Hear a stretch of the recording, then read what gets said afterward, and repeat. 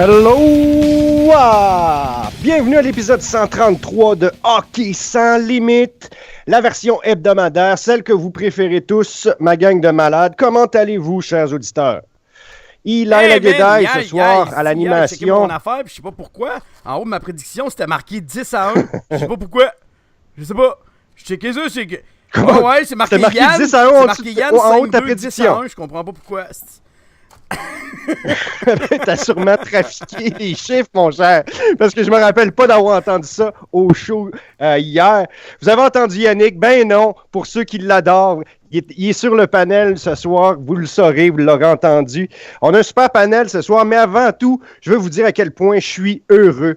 Et pas seulement parce que notre équipe a varlopé hier l'Avalanche, mais aussi parce que le Toronto FC a perdu la Coupe MLS en prolongation chez eux. Ça fait chaud au cœur. Mais vous savez, ici, on ne parle pas de soccer. Je voulais juste en glisser un mot 2 secondes parce que ça m'a fait trop du bien, en plus du 10-0. Écoutez, on a tout un show ce soir. On a tout un panel. Comme vous le savez, le dimanche, c'est loadé comme un gun.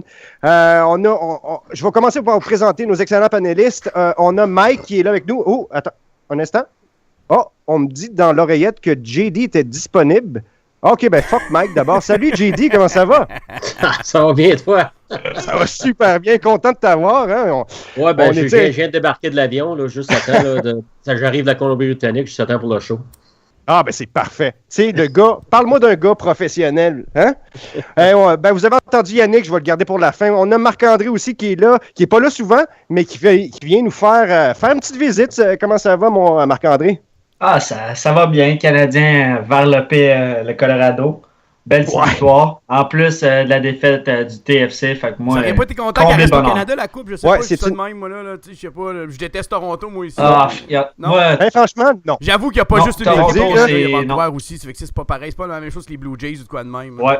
Exactement ça. Puis tu connais pas notre niveau de haine, surtout entre les partisans des deux équipes, parce que les partisans de TFC se prennent pour des hooligans, ils volent des foulards à des enfants, puis ils viennent faire la merde. C'est vraiment, en tout cas, c'est une belle rivalité. Une belle rivalité.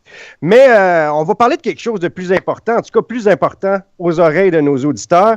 On va revenir sur le match d'hier. Le Canadien qui, nous a offert le meilleur match ou le match avec le plus de buts depuis 92. On nous a dit, je pense pas que Marc-André s'en rappelle, hein? Ça se peut-tu? Yeah.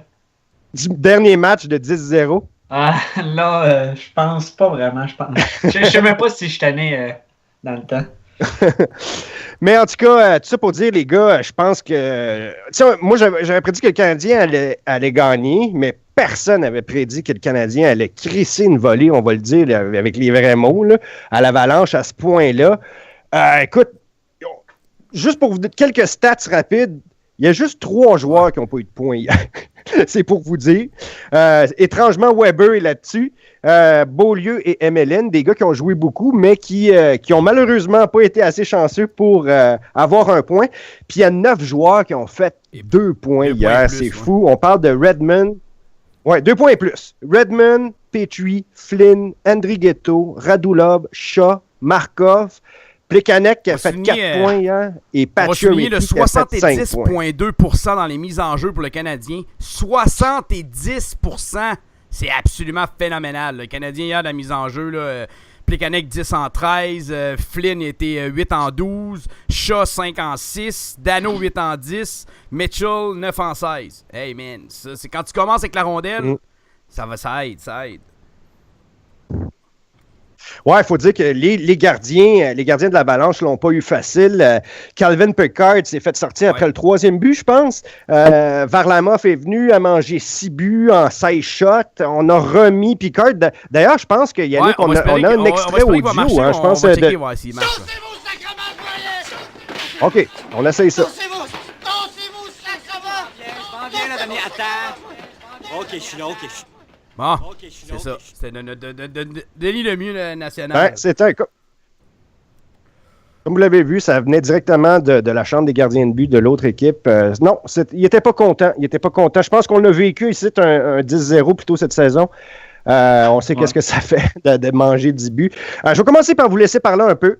Toi, JD, parle-moi un peu du match. Comment tu as vu ça? Je pense que, regarde, c'est difficile de trouver des points négatifs, là, on s'entend, mais ça a quoi été ta perception de ce match? Est-ce que ça prouve le caractère de cette équipe-là?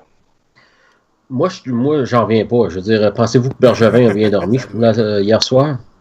Moi, les Canadiens, depuis qu'ils ont perdu Galchenyuk, qui ont 6 points, le match d'hier, c'est un point d'exclamation sur les trois dernières parties des Canadiens. Je trouve que je sais pas d'où que ça vient, cette offensive-là, mais les 4 trios fonctionnent. Y a-t-il un meilleur 4e trio dans la Ligue nationale présentement que celui du Canadien, ou cette année, je devrais dire, que celui du Canadien? Peu importe qui met sur ce trio-là, il semble qu'ils ont tellement de vitesse et ils pratiquent un échec avant tellement discipliné. Ils causent des revirements, ça n'a pas d'importance qui mettent là, puis même ils profitent de leur chance offensivement. Des gars comme Byron, des gars comme Mitchell, des gars comme même Flynn, 2 buts. Je veux dire, ces gars-là, j'en reviens pas, moi. Non, puis en même temps, je pense qu'on avait besoin que ça soit les joueurs de réserve. Tu sais, on parle tout de Pacioretty hier qui a fait 5 points, là. Mais regardez les noms que je vous ai sortis tantôt, là, les Flynn Andrigetto, là, les Shaw, les Plecky, pas les Plecky, mais les Petrie. C'est tous des gars qui sont pas nécessairement de premier plan puis qui ont steppé up. Je veux dire, Flynn, 2 buts. Le dernier match, c'était d'autres joueurs de soutien qui avaient scoré, genre. Puis là, encore, les joueurs de soutien qui semblent avoir compris le message. Moi, je pense que, en tout cas, c'est de bonne augure. Parce que présentement, on va s'avouer, là, si tu regardes sur papier, là, présentement, Canadien a l'équivalent d'un trio 1A avec un trio 3A, 3B, 3C. C'est à peu près ça, là. Si tu regardes l'alignement, t'as Plekanec avec Pacioretty, Radulov, on peut dire que c'est un 1, mais le reste, c'est pas du 1. Mais on sous-estime-tu peut-être notre équipe? Moi, hier, j'ai regardé la game, là, puis oublié le score, ou même contre les Devils, je veux même en revenir au match contre les Devils, ou même dans l'Ouest, quand on était dans l'Ouest. La rapidité du Canadien sur 4 trios, c'est absolument phénoménal. Il n'y a personne qui va me dire... Il n'y a pas grande équipe dans la Ligue. Il y a Marc-André Angudien hors d'onde. C'est la seule équipe peut-être qui peut rouler 4 lignes avec aussi de rapidité, c'est un peu Pittsburgh. Mais c'est vrai. Puis c'est notre force. Puis je pense que les gars commencent à le réaliser que s'ils utilisent leur vitesse, à chaque match, le Canadien peut battre n'importe quelle équipe. Parce que moi, hier, j'ai regardé la game, là, puis les défenseurs de l'Avalanche du Colorado, il y avait peut-être 1,2 secondes pour donner la rondelle. Il y avait un joueur d'en face automatique. S'il a donné des ailiers, il y avait déjà un gars d'en face. Les défenseurs, ils portaient la tête. Puis que dire de Zach Redmond? Sérieusement, là. Zach Redmond, là, en 2 matchs, il a 3 points, 6 mises en échec. Il a seulement créé un revirement. Il est mobile. Il a une bonne première. Il est plus 6. Ouais, il a fait plus 4 hier. Il a été plus 2 le match contre les Devils. Écoute, moi, tant qu'à moi, j'ai pas vu Patterson jouer 2 matchs aussi solides. Bon, c'est 2 matchs. On va pas s'exciter non plus. Mais j'adore voir Beaulieu avec ce gars-là. C'est 2 gars mobiles qui ont une bonne première passe, qui donnent la rondelle rapidement. La prise de décision est rapide, ce qu'on reprochait à Patterson. Je pense que les 2 mois que Patterson vient de perdre, là, il va se faire voler sa place par Redmond. Moi, je pense que Redmond, il est établi. Là. Ah, c'est triste. Marc-André, toi, comment t'as trouvé le match d'hier? Ben, en fait, moi, j'ai réussi à voir seulement la première période. Ben, déjà là, on a tout le temps des gars qui écoutent pas les games. Non, mais déjà, en partant 6-1 après une période, je me suis dit c'est impossible que l'Avalanche en marque 6 autres contre Carey Price. Mais comme Yannick a dit, JD aussi, c'est un club qu'on pourrait sous-estimer. Oui, c'est un club qui a plusieurs partisans du Canadien sous-estiment. Parce que non seulement on a une équipe rapide, mais aussi on a des joueurs qui sont capables de jouer du coude en étant robustes. Mais en même temps, le but l'été passé n'était pas de changer la philosophie du club en amenant de la robustesse. C'était de garder justement cette rapidité qui nous a donné tant de succès dans le passé. Ouais, ça, on a ajouté du leadership, c'est ce qui manquait. Puis, avez-vous remarqué sur Twitter hier, Marc-André, je sais pas si tu disais, t'as-tu suivi un petit peu sur Twitter? J'en revenais pas hier. Ouais, j'en revenais pas hier. Le monde parlait, malgré que le Canadien il clenchait l'Avalanche sur tous les points, le monde disait que le Canadien avait plus de buts que de mises en échec. C'est normal, il n'y avait jamais les mises en échec hier, là, ils ont terminé, ça a terminé 35 contre 11. Mais quand tu n'as jamais à pas que tu frappes. Mais ce que je veux dire par là, c'est il y a bien des gens qui ont quand même trouvé quelque chose de négatif. Mais il y a toujours quelqu'un qui va trouver quelque chose de négatif à dire pour la simple et bonne raison que, justement, c'est sûrement des anciens Nordiques qui se sont transformés en fans de Boston. Moi, je pense que c'est un peu plus profond que ça, les boys. Ça peut être aussi plus profond que ça. Mais pour moi, tu sais, quand tu as la rondelle, tu as la possession de la rondelle, le 3/4 du temps, c'est... Déjà là, tu t'enlèves des mises en échec puis tu arrêtes de courir après la rondelle. C'est logique, c'est juste... Ce que l'Avalanche du Colorado a fait toute la soirée, ils ont couru après la rondelle toute la soirée, frappaient, mais on continuait de patiner, possession rapide de rondelle. Puis comme Yannick a dit, écoute, ça prenait même pas une seconde. Puis les joueurs de l'Avalanche, il fallait qu'ils prennent une décision parce que sinon, ils perdaient la rondelle. Moi j'ai pas vu ça. Parce que honnêtement, moi j'ai pas vu ça sur Facebook. En tout cas, là, mais sur Twitter, j'ai pas vraiment suivi pendant la game. Non, c'est sur Twitter. C'est juste logique. La game que le Canadien a perdu 10-0, on a eu le double de mise en échec de Columbus. Tu sais, mais tout le monde a-tu dit, on a perdu. Non, mais on a-tu vu sur Twitter dire, on a perdu 10-0, mais hey, on a dominé dans la mise en échec. Mais là, on gagne 10-1. Yannick, c'est pas ça l'affaire, mais... L'affaire, là, c'est qu'il y a vraiment une espèce de... Il y a quelque chose qui... Les fans sont pas contents. Non, comme on dit... Je sais pas pourquoi, parce que c'est peut-être quelque chose qui moi, les puristes et les pros du hockey... Je sais pourquoi, Eddie. Vas-y, JD. La raison pour ça, c'est que il y a des gens dans notre fanbase, là, qui sont plus préoccupés à avoir raison que d'apprécier ce qu'on a. Puis ce que je veux dire par là, c'est qu'il y a des gens qui détestent Michel Therrien. Puis que ça fait longtemps qu'ils veulent voir Michel Therrien être congédié. Fait que ces gens-là vont essayer de trouver de quoi de négatif. Ouais. Il y a plusieurs personnes qui n'ont pas aimé le fait que Piquet Subban a été échangé. Ouais. Ces gens-là, ils n'aiment pas Bergevin, ils n'aiment pas Michel Therrien, ils vont essayer de trouver de quoi de négatif. C'est pour ça que tu en as un groupe. Il n'y en a pas plusieurs de ces gens-là. Détrompez-vous pas. Il n'y en a pas plusieurs, mais ils ont une voix qui est très, très forte. Puis ils se répètent tout le temps. Comme on dit, le gazon est toujours plus vert chez le voisin. Hein?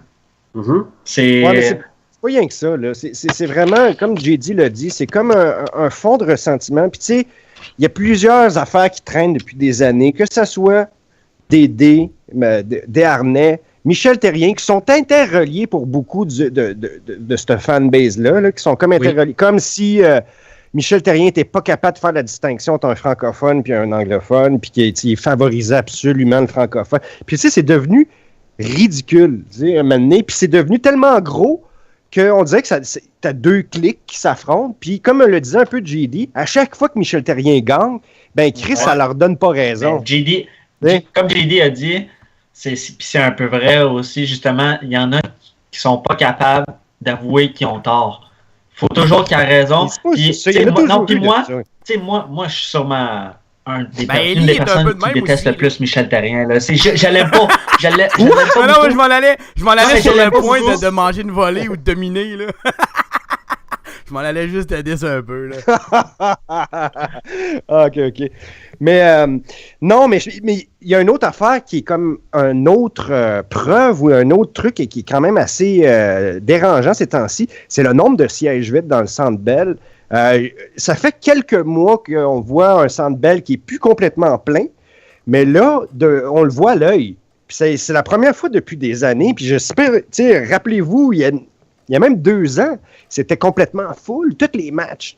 Là, il y a comme, je sais pas. Puis est-ce que c'est une autre preuve de qu'est-ce qu'on dit, qu'il y a une espèce de ressentiment vers le Canadien à propos de plein d'affaires, qui va peut-être ça va peut-être changer le jour où on va gagner quelque chose. Moi, Élie, j'ai un ami ici en Colombie-Britannique avec qui je travaille. C'est un partisan des Canucks. Il dit le Canadien pourrait gagner tous leurs matchs, incluant les séries gagnées à la finale de la Coupe Stanley, puis tu trouverais des partisans des Canadiens qui chialeraient. Puis ça vient d'un partisan des Canucks là, qui regarde ça de l'extérieur. Mais d'un côté, je pense qu'il a raison. Des fois, je pense qu'il a raison. Ben, en tout cas, on peut pas... C'est très difficile de trouver des trucs négatifs à dire ces temps-ci. Ça fait que le monde qui trouve des trucs ou qui pointe des trucs négatifs paraissent comme des méchants fous. Tu sais. La seule affaire, c'est que il y a quand même certaines affaires qui sont inquiétantes chez cette équipe-là. Puis à l'époque, pas à l'époque, il y a même une semaine, on demandait aux leaders, puis il fallait que les leaders se lèvent. Puis là, ça fait 2-3 matchs que Pacioretty puis Plecky jouent bien. Puis là, tout d'un coup, on a oublié la semaine passée. Il y a ça aussi à Montréal. On a la mémoire très, très courte, puis on vit des highs puis des lows intenses, puis on oublie ce qui s'est passé la semaine d'avant. Mais faut que tu checkes après 10 minutes de jeu, pas au début. Tu sais, c'est sold out hier encore. Là. Il y avait encore 21 287 spectateurs. Non, c'était sold out. Mais c'était sold out pareil. Les billets sont vendus. C'est sold out. Oui, c'est sold out. Oui, sauf que il y avait ça avant aussi. Il y avait ça, les billets vendus, mais qu'il y avait des trous, le monde n'y allait pas. Les billets étaient vendus aussi. C'est juste que comment dire, c'est particulier cette année. Puis c'est partout, dans les autres concessions aussi. Je trouve juste qu'il y a comme des bancs vides, beaucoup, puis ça paraît à l'œil. L'autre match d'avant, vous allez me dire que c'était les Devils, c'est certain, mais c'était catastrophique. Il y avait encore 21 287 spectateurs pareil. Tu sais, les billets sont vendus. Ben, c'est ça, les billets sont vendus. Que le partisan se présente ou pas, ça, c'est une autre affaire. Là. Mais, tu sais... mais c'est ça, mais ça dépend. C'est-tu des vrais partisans? Tu parles financier, on s'en crisse du côté financier. Eux autres, ils font l'argent. Le fait que le gars qui paye ne se présente la pas, plupart qui se présentent pas. C'est un statement les billets donnés pour la plupart, le monde qui se présente pas, le monde qui ont payé leurs billets se présente, là. Il y a 2 ans, les billets donnés, là, le monde s'arrachait le linge sur le dos pour pouvoir les avoir. Ça fait que, il y a quand même un désintérêt ou un petit creux de vague. C'est sûrement un petit creux de vague parce que, comme on l'a dit, il y a une espèce d'amertume face à Piquet-Souben, à tout ce qui est arrivé cet été. Moi, je trouve que tu essaies de faire une tempête dans un verre d'eau. Tant qu'à moi, il n'y a pas rien de discorde là. Ben, vous allez voir. Mais bientôt, on va en parler, puis ça va être d'autres qui vont en parler. Comme d'habitude, je t'en avance. Hey, je vais donner des statistiques intéressantes sur le match d'hier, vite fait. C'était la première fois au Centre Bell que le Canadien marquait 10 buts dans l'histoire du Centre Bell. On parle pas du Forum, là. OK? La première fois. Il y a 6 buts marqués en 13 minutes 47. Le record du Canadien est en 1951. On a marqué 6 buts en 10 minutes 35. C'était la première fois que le CH marquait 6 buts dans une période depuis 92 contre les Nordiques. Et 10 buts dans une rencontre, c'est la première fois depuis 1990. Canadiens, dans les 30 dernières années, ont marqué 4 fois 10 buts. Le 21 octobre 1987 contre les Maple Leafs. Le 14 février 1990 contre les Canucks. Samedi, contre l'Avalanche hier. Et le 24 février 1999, on a marqué 11 buts contre les Penguins de Pittsburgh. Ouais, puis pendant que tu es dans les statistiques... Plecky qui a connu un très bon match hier. Il y a 2-3 affaires que je voudrais souligner. Plekanec jouait son 860e match hier, puis il a égalisé Steve Schott au 14e rang de l'équipe. Et il a dépassé Peter Mavlich au 16e rang pour le nombre des assists avec 348. Ça fait que vous le voulez ou non, Plecky, on va peut-être en parler plus tard. fait que c'est peut-être pas un si mauvais joueur que ça. Il a quand même marqué la concession. Puis, c'est ça que je voulais dire à propos de Plecky, qui a connu un excellent match. Mais regarde, on va parler du hit de Emeline parce que je pense que c'est un autre fait marquant qui est arrivé hier. C'est bizarre, c'est Michel Terrien qui m'a calmé. Quand j'ai entendu la conférence de presse de Michel Terrien en venant de la job, j'ai fait « Ouais, j'ai dit, il a raison dans la manière qu'il l'a expliqué. » Ben, pour ceux qui ne l'ont pas vu, vous pouvez aller voir sur le compte Twitter de Hockey Sans Limite. Hockey, c'est commercial Hockey SL. Scrollez un peu plus bas, vous allez le voir dans les vidéos que j'ai retweetées. Écoute, moi, je pense que c'était pas nécessaire. Je pense qu'à la limite, on n'a vraiment pas pesé. On n'a pas lâché la pédale de gaz, pas en tout du match. Puis ce hit-là était vraiment comme. Ben moi, je pensais comme jouer. Je pense qu'il y a bien de monde qui ont trouvé que c'était. Je vais te répondre une chose, c'était Emeline. Terrien l'a bien expliqué. Il dit je peux pas demander à. Je le sais. Il dit, ouais, je sais, mais c'est notre dress qui porte. Comme il a dit, Emeline, tu peux pas lui demander de changer sa façon de jouer. Il joue comme ça, lui, que ça soit 20-0. Là, je sais. Non, mais j'étais de ton bord. Écoute, tu demanderas aux gars qui sont sur mon groupe hier, là, j'ai crié au scandale, j'ai trouvé ça stupide. Pourquoi faire une mise en échec de même à 10-1? Mais Terrien l'a dit, il dit c'est Emeline. Il dit même si j'aurais voulu lui demander de pas faire ça, il dit c'est dans son ADN. Lui, tu peux pas lui demander de jouer autrement. Il joue. C'est avoir vu Markov faire ça, ou Petrie, ou je sais pas, moi, Beaulieu, j'aurais fait what the fuck. C'est quoi le but de faire ça? Mais Emeline, il fait ça tout le temps. Tu peux pas lui demander de changer sa game parce que le score est 10-1. Oui, mais c'est Yannick, ça, Emeline. Pareil. Ça on a rigolé, je sais, Elie. C'est sûr qu'on a rigolé, mais le hit était légal. Donc, il faut se l'avouer que c'était déplacé un peu. C'était déplacé. Moi, j'ai souri hier là, avec un gros grin sale parce que On en manque de joueurs de réaction même, Coburn, là, selon tout moi. aussi, Puis c'est il fait certain rien. que Coburn, il se fait frapper Coburn, puis il fait rien. Puis là, après ça, c'est drôle. Les Guinea, il arrive pour sauter sur Emeline. Emeline, t'as le knockdown à terre. On a un coup d'épaule, les Guinea sur le cul. J'étais comme, wow, tabarnak. Écoute, c'était juste, moi, tant qu'à moi, là, présentement, là, je trouve ça juste drôle parce que, un moment donné, tu peux pas changer ton style de jeu. Tu sais, Emeline, là, c'est un Russe, puis il a toujours joué physique comme ça. Puis tu peux pas lui demander rendu. Non, c'est mais. quoi l'affaire que tu sois Non, mais je sais, ça n'a pas rapport là. C'est comme c'est quoi l'argument? Non, mais je comprends ton argument. Puis, bon. Mais toi, JD, est-ce que tu es d'accord avec Yannick là-dessus? Non. Oh. Non, tu peux changer. Tu peux changer. Ouais, écoute, Yannick puis moi, je pense qu'on est d'accord sur bien des points. Sur celui-là, j'ai joué au hockey à un assez haut niveau, Junior A à Sherbrooke. Je trouve que tu es capable de changer ton style un petit peu basé sur le score.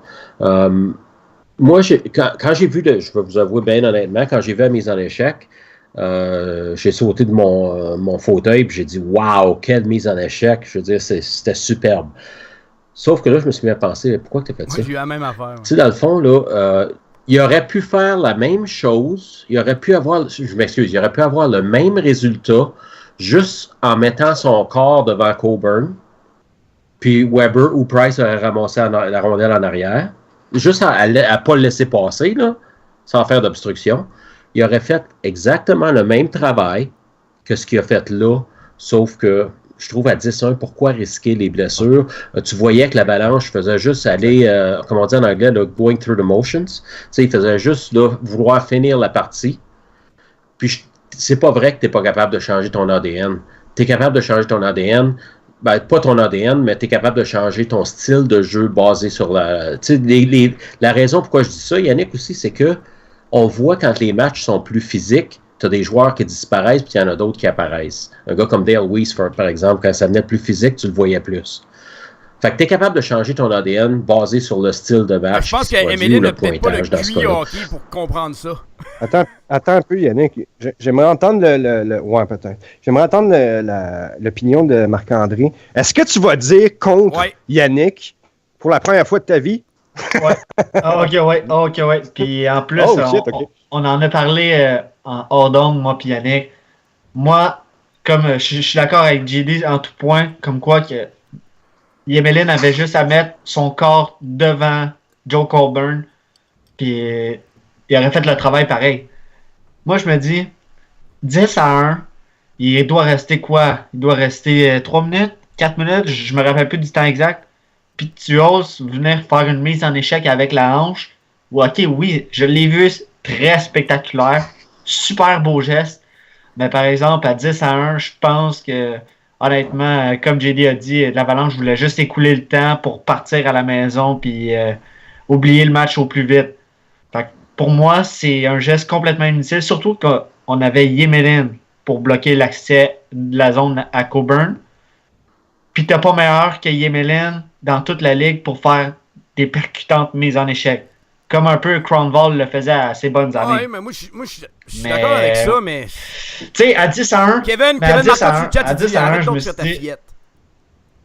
Non, mais... Bon, il va juste lire les commentaires. Non, mais pour de vrai, sur le chat, pour de vrai, hier, sur mon groupe, il était 15 contre moi quand j'ai écrit au scandale. Sans niaiser. Puis sur le groupe...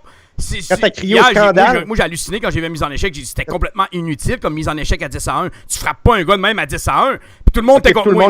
Tout le monde, personne n'était de mon avis. Le seul qui a été penché, qui a penché de mon côté, c'était Marc-Olivier qui est là présentement. Marc-Olivier, demande-leur, pose-leur la question, là, quand il y a de quoi de même qui se produit. Là, même chose avec les coups de Price l'autre soir. Là. Ouais. Demande-leur la question si les rôles étaient inversés. Si un joueur des Canadiens, la game de 10-0, ça a fait ramasser le même, vous auriez tous crié au scandale.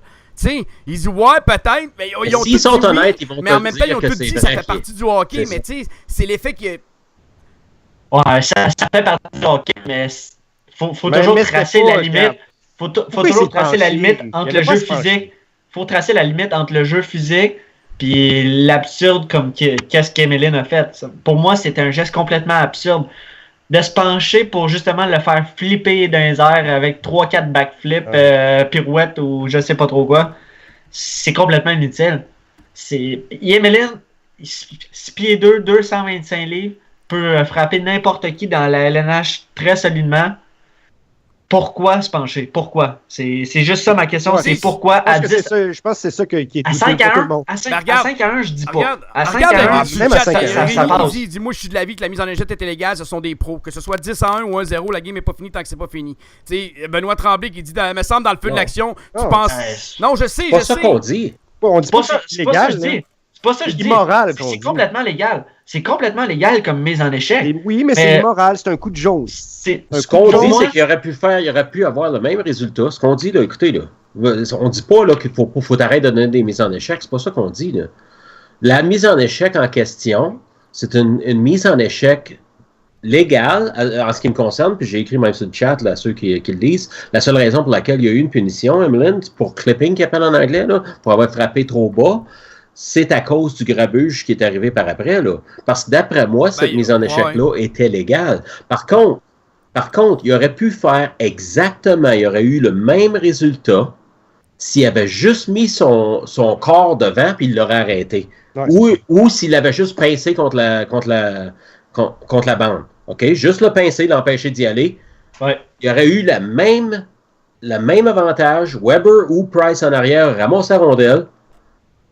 Puis il aurait eu le même avantage. Je te garantis qu'il n'y aurait pas eu de grabuge après. Je trouve que le temps était mauvais. Mais je pense pas que Emeline, c'est le gars qu'on va reconnaître comme ayant le plus gros quotient intellectuel de hockey. Quotient intellectuel, lui, il n'a pas pensé. Non, lui, il a vu qu'on passait, il dit, tu te ramasses. Bang! Il n'a pas checké si c'était 10 à 1. Oh, je suis pas sûr, moi. Je suis pas sûr qu'il ne savait pas que c'était particulièrement.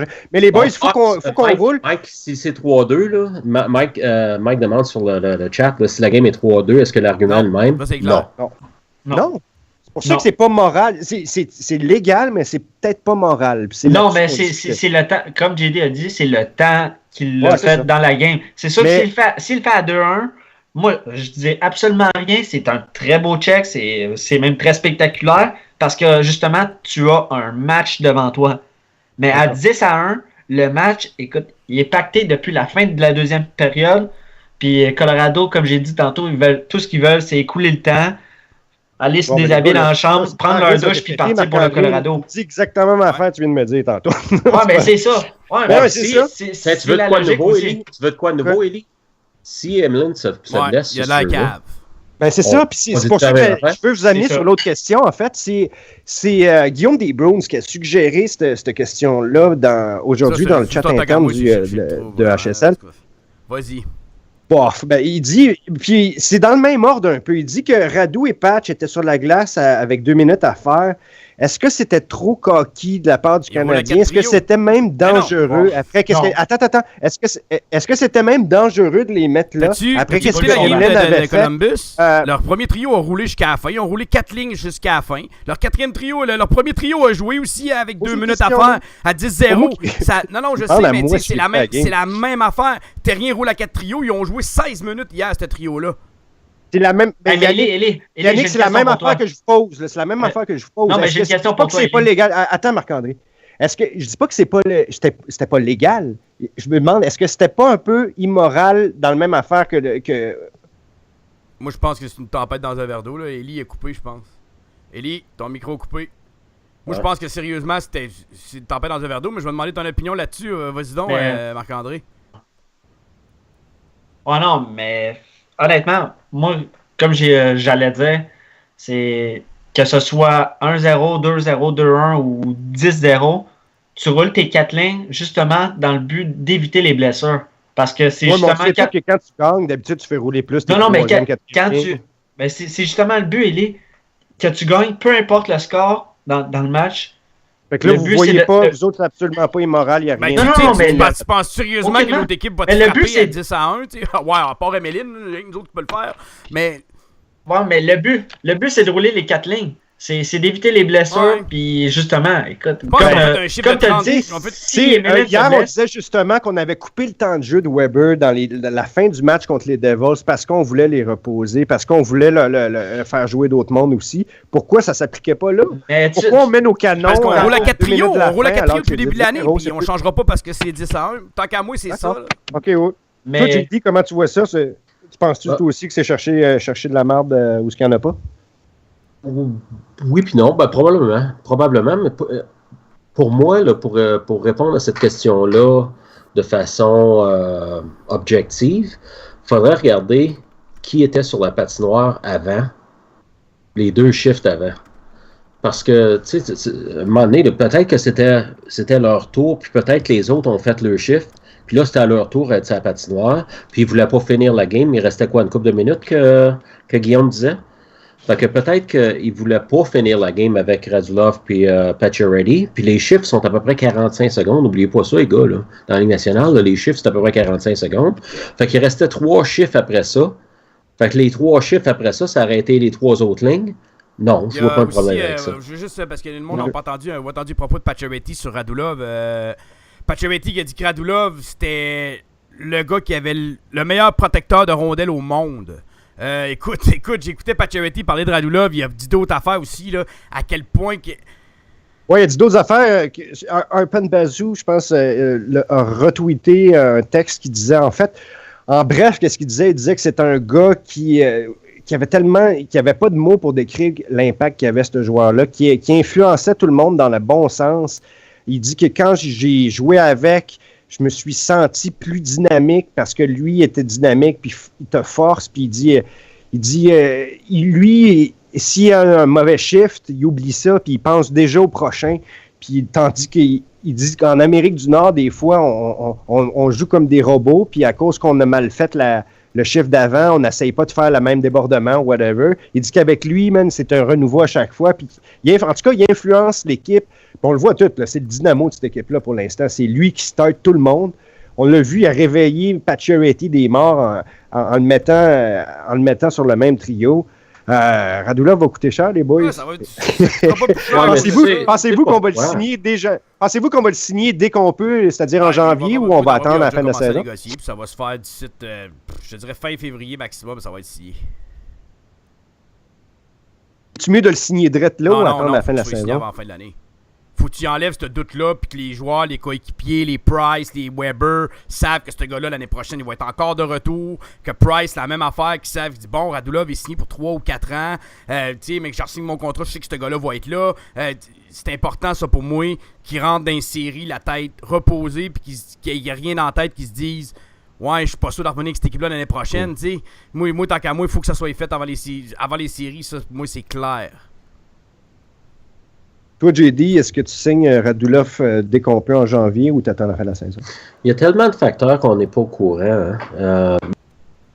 Il a l'air à bien s'entendre avec tout le monde. Il a l'air vraiment d'être un firecracker, là, un pétard. Là. Mais il y a tellement de choses qu'on ne sait pas. Les joueurs ont l'air à bien l'aimer. Si c'est le cas, si c'est un bon joueur d'équipe, je vois pas de problème à le signer. Sauf qu'à un moment donné, il faut que tu te poses la question... Est-ce que le fait qu'il joue pour un contrat, moi je me rappelle toujours Alexander Mogilny parce qu'il a joué ici à Vancouver. Mogilny, quand c'était son année de contrat, il jouait, il était lights out. Il avait ses meilleures saisons de l'année de son contrat. Fait que là, je me pose la question des fois si est-ce que le fait c'est son année de contrat, il joue bien de même si tu le signes pour 3-4 ans, est-ce qu'il va avoir la même motivation? Je pense que oui, OK, mais il y a tellement de choses qu'on ne connaît pas de Radulov que Bergevin, puis le coaching staff surtout savent, puis les joueurs savent à propos de lui, qui sont dans une meilleure position que moi pour répondre à cette question-là. En ce qui me concerne, de ce que je vois, j'aimerais ça le signer 21 millions pour 3 ans, 7 millions par année. Puis je trouve que ça serait assez. Tu peux pas le signer pour 4-5 ans parce que... Il y a 30 ans, moi, 4, j'ai pas de problème à aller jusqu'à 35, ce gars-là. Ouais, mais tu peux le renouer après. Là. Tu peux moi, je donne 4, puis je donne 3 ans de clause en échange avec la dernière année ouverte. Ouais, le non-échange, j'aime pas ça. Ouais, moi, je veux pas le... Hey, toi, Marc-André, est-ce que tu le signes en janvier ou tu attends la fin de la saison, voir ce qui arrive avec le restant de la saison? Moi, je le signe le plus rapidement possible. C'est un peu pour ce que Yannick a dit concernant sa paix d'esprit durant les séries. Tu veux un Radulov, un de tes leaders qui est l'esprit en paix, de savoir qu'il va être de retour l'année prochaine, de garder cette chimie-là avec les mêmes joueurs. C'est sûr que pour moi, Radulov, en ce moment, c'est le joueur du Canadien de Montréal, que ce soit dans tous les sens. Tu parles offensif, défensif, les côtés leadership, le rassembleur, si on veut. Pour moi, c'est dès que tu peux Oui, moi, je signer, trouve qu'il y tu a un point négatif que personne n'a parlé. Là. Il n'y a pas vraiment un beau sourire, les boys. Là. Non, j'avoue. Non, mais c'est ça qui fait son charme. Mais moi, tu la regardes sur la glace. Oui, Mais peut-être. Il Ouais, a l'air mais- d'un vampire, man. Ah, Contre ouais, Dragula, c'est vraiment ça, man, le c'est vraiment ça. Là. Ouais. Il était cœur, hein. Moi, en tout cas, moi, C'est vrai. en tout cas, je veux pas Je vois donner les mêmes chiffres que j'ai. mon avis trop 6.7 là-dessus, mais je à pense 7, ça va signer dans ce range-là. moi, j'attendrais peut-être, parce qu'on sait qu'une saison, c'est long. Je le signerais dès la fin de la saison parce qu'on ne sait pas ce qui peut arriver. Regarde ce qui est arrivé à Chucky. Ça enlève une coupe de millions à Chucky. Il ne veut pas cette blessure-là. Est-ce que le Canadien pourrait, dans le cas, puis là, regarde, je touche du bois, je ne dis même pas ce qui pourrait arriver, mais est-ce qu'on pourrait peut-être sauver des millions en attendant le restant de la saison? Peut-être. Moi, je pense qu'on n'est pas pressé. Radulov va vouloir rester ici si tout va bien. Pourquoi Ben, moi, être attendre après la pressé? saison puis Ça, faire c'est- jouer les mais séries on verra en ça savant qu'il n'y a pas rendu de là. contrat l'année prochaine. Moi, je trouve que c'est une très mauvaise idée. Peut-être. Mais en même temps, avec, tu sais, quand tu as justement un contrat à gagner. À Radulov, tu là, donnes tout qu'il y ait ce un que t'as contrat à aussi, là. gagner ou pas, il changera jamais. Ouais. Oublie C'est ça. vrai, Il c'est jouait vrai. de même junior, C'est il vrai. jouait de même avec l'Avalanche, avec les Prédateurs, pardon. Puis il a toujours été comme ça. Tu sais, ses coachs juniors parlaient de lui, là, puis c'est exactement ce qu'on a sur la glace. Puis on parle d'un gars qui jouait 18-20 ans. Là. Tu sais, là, ça fait que, tu sais. Ah non, c'est clair. Je pense que, rappelez-vous, je pense que c'était à l'époque de Carey Price. Je pense que Patrick Roy avait suggéré à l'organisation d'aller chercher absolument, de trader notre choix pour absolument aller pouvoir chercher Radulov, quelque chose. Puis finalement, je pense que on a bien fait d'aller chercher Carey Price. Hein. Je pense que personne ne va s'en faire. Puis là, regarde, on se retrouve avec les deux. Bon, dans ton planning, 8 ans t'avais plus mis tard. 20 minutes pour Hey, les boys. l'avant-match, c'est pas pire. On en a fait 30. Ouais, 40. ouais, c'est pour ça qu'il faudrait qu'on switch. Il faudrait qu'on switch. Puis parlant justement de signature et de nouveaux joueurs, on va y aller avec la question HSL. Yannick, tu as Ouais. compilé les statistiques. Yes, sir. Tu peux-tu nous Ben, donner Mike ça? m'a envoyé les statistiques, je veux pas. J'ai quand même dit tu vas faire ta job. Non, c'est pas vrai. La question qui est sans limite, c'est quelle serait la meilleure option réaliste au poste de centre numéro 2? On a eu 100 votes au total avec Facebook et Twitter. Donc, Ryan Nugent-Hopkins, 38% des votes. Jason Spezza, 17%. Martin Enzal, 15%. Et Ryan Strome, 30%. Donc, voici les résultats. Ben, moi Oh, Strome, Strome, pour moi, quand c'est même. pour l'avenir. C'est pas juste pour cette année. Ce gars-là a été repêché comme centre. Moi, j'ai choisi Strome pour la simple et bonne raison que avec les Islanders, il n'y a rien qui va. Puis je me dis que c'est un genre d'équipe qui pourrait trader un Strome plus que Dallas avec Spezza ou que les Oilers avec Nugent-Hopkins. Puis ce gars-là, il est gros, il frappe. Tout ce qui reste, c'est à le développer dans le fond au centre. Puis je pense que ça pourrait être un deuxième centre d'avenir pour le Canadien pour des années à venir. C'est pour ça que j'ai choisi Strome. Vraiment pour cette année. Puis même pas pour cette année, je te dirais que cette année, je le vois plus comme un ailier, mais d'être développé au centre pour les années à venir. Toi, JD, quel était ton vote? Mon vote n'a pas changé. Mon vote a été le même. C'est certain qu'un gars comme Matt Duchene, ça serait très, très intéressant, mais je crois pas vraiment que le Canadien a les atouts pour ce qu'il faut pour acquérir un gars comme Matt Duchene, à moins que tu sacrifies un gars comme Gallagher. Je pense pas qu'il soit prêt. Puis même, ce qui me fait penser ça, c'est que le Canadien n'a pas un défenseur à échanger. Dans le temps, quand Piquet Souban était disponible, je disais, peut-être avoir un gars comme Matt Duchene puis Jack Johnson avec Subban puis quelqu'un d'autre qui s'en va sur le bord comme Plekanec. Je pensais que ce serait possible. Mais je pense pas que Montréal, maintenant, a les atouts. Par contre, un gars comme Jason Spezza, s'il est disponible, c'est quelqu'un, pour moi, là, un centre droitier qui distribue bien la rondelle. Oui, il est en pente descendante, il a 33 ans, mais il a marqué 33 buts l'année passée. C'est un gars qui est créatif offensivement, même s'il n'est pas bon défensivement, il ne faut pas se cacher. Mais il apporterait quelque chose que le Canadien n'a pas présentement, de la grosseur au centre, puis un centre droitier avec de la grosseur puis du talent offensif. Ouais, ben, c'est lui que j'irais. Moi, j'ai pris mon choix en fonction de ce que ça coûterait, puis est-ce que l'équipe va vraiment le dealer. Parce que Ryan Strome, là, présentement, il a des problèmes avec son coach depuis 2 ans. Puis Spezza, présentement, là, il vient d'allumer. Là, il a fait 2 buts, une passe avant hier. Puis je doute vraiment C'est que ça, Dallas vont mettre Spezza sur le marché ou qu'il ramassera un Plekanec en retour. Puis le salaire de Ryan Strome est à 2,4 millions. Fait que moi, j'y vais avec les deux.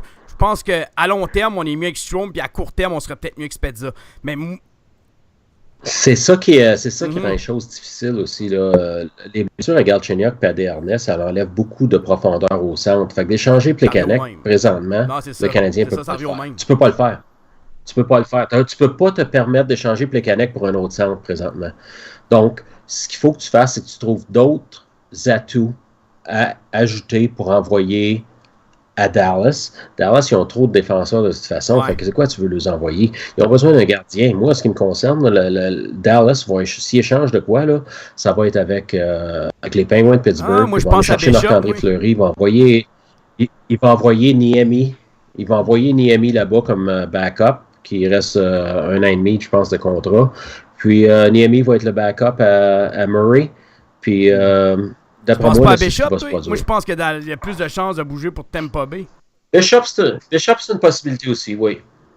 Bon, mais les boys, si on restait sur la question HSL, Marc-André, toi, t'as voté pour qui? Ben là, t'étais pas prêt, là.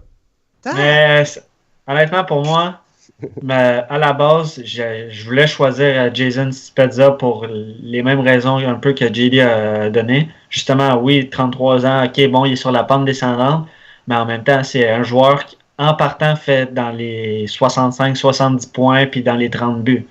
Fait que s'il descend, il va descendre à quoi? À 55-50 points. Déjà là, en partant pour un deuxième centre, c'est excellent. Mais comme Yannick a dit, dans les derniers matchs, il y a eu un petit déclic depuis qu'il est sur le trio de Jamie Benn et Tyler Seguin. Fait que l'option réaliste, la plus réaliste dans le fond, ça reste Ryan Strome. Mais est-ce que Gatineau veut le liquider? Ça reste une autre histoire parce que justement, on ne sait pas si l'incertitude de John Tavares, si John Tavares veut rester à Long Island ou non. Pour moi, Ryan Nugent-Hopkins, c'est un nom catégorique, un gars fait en peau de bébé, littéralement. C'est le joueur le plus frêle de toute la Ligue nationale pour moi, avec Yaroslav Halak et Mikhail Grabowski. Benoît Brunet. Aussi. Mais non, c'est ça. Fait que mon choix, moi, ça serait Ryan Strome. Si on peut l'avoir dans un deal, justement, un peu à la Thomas Vanek. Je me dis un jeune avec un choix de deuxième ronde. En plus, il y a l'antécédent avec les Islanders d'avoir déjà tradé pour Vanek. Fait que je me dis qu'il y a une connexion sinon avec Bergevin déjà. Fait que, puis je vois qu'il n'est pas heureux. Il y a quoi? Il y a 5-6 points cette année. Puis c'est un jeune. Là. Il y a quoi? Il y a 22 ans, 23 ans. Puis tu sais, on se dit, il y a 23 ans. Puis juste à 21 ans, il a fait une saison de 50 points avec les Islanders de New York. Fait que tu le vois justement que ce joueur-là, il n'a pas été repêché au 5e rang overall en 2011 pour rien. C'est un joueur qui est ultra talentueux. C'est sûr que c'est pas le joueur le plus fiable défensivement, mais la défensive, ça s'apprend, c'est comme rien. Mais par exemple, un talent offensif, tu l'as ou tu l'as pas. Puis dans le cas de Ryan Strome, c'est un oui catégorique. Moi, quand je vois Marc Bergevin qui a échangé Piquet Subban pour Shea Weber, OK, puis je me répète parce que je l'ai dit dans d'autres épisodes avant. Moi, ce que ça me dit, c'est que Bergevin, il veut gagner maintenant. Aller chercher un Ryan Strome, oui, ce serait bon dans le long terme. Mais pour moi, Bergevin veut un vétéran qui a l'expérience des séries puis est capable d'avoir un impact aujourd'hui. Strome, c'est pas ce gars-là. Pas comparé aux autres. Ouais, mais il y a du talent. Il y a du talent. Il y a vraiment du talent, là. Oui. Non. Je pense qu'un changement d'air, il ferait tellement du bien d'arriver dans un club comme le Canadien avec beaucoup de leadership. Moi, je pense sérieusement que ce gars-là pourrait éclore et faire un deuxième centre de 50-55 points réguliers. Moi. Mais JD, juste, tu sais, oui, Spezza a l'expérience des séries, un excellent franc-tireur, un excellent passeur à la base aussi.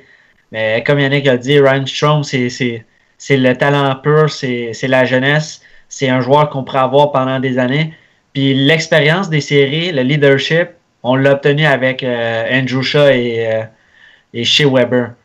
Déjà en partant, c'est deux joueurs qui vont faire de notre équipe une équipe dure à battre en série. Fait que si on rajoute un jeune joueur comme Ryan Strome, qui est un grand talent, que malheureusement les Islanders n'ont pas été capables de développer un peu comme tout le monde par le passé. Pour moi, c'est un oui catégorique pour Ryan Strome, même s'il n'y a pas d'expérience en série.